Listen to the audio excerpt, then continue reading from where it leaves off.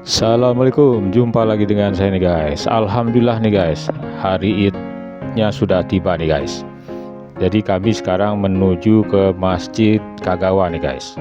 Kebetulan masjid ini yang bikin orang Indonesia nih guys, dan masjid satu-satunya yang ada di Provinsi Kagawa. Alhamdulillah. Nah, lalu lintasnya di dalam perjalanan seperti ini nih guys, lancar ya. Memang sehari-harinya juga lancar. Jadi seperti ini, tidak begitu banyak mobil, tidak begitu macet ya. Kira-kira makan waktu 30 menit dari kota Takamatsu menuju Masjid Kagawa. Jadi masjid ini namanya Masjid Kagawa, dinamakan masjid nama provinsi begitu guys. Kalau di kotanya ini ada masjidnya kecil tapi tidak bisa menampung ya, tidak bisa menampung jamaah saat sholat Idul Fitri.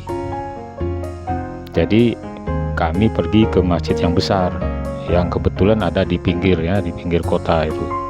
Namanya Masjid Kagawa. Jadi wilayahnya sebenarnya bukan di wilayah kota Takamatsu.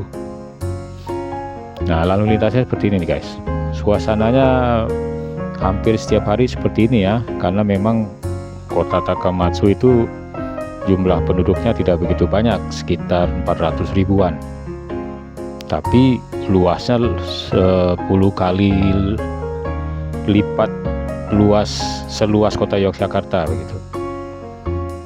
Nah, ini nih guys, ini Masjid Kagawa. Kami sedang bersiap-siap menunaikan salat Idul Fitri. Seperti ini suasana nih guys. Dan mayoritas memang jamaahnya itu dari Indonesia, karena di Provinsi Kagawa ini orang Indonesia yang paling banyak.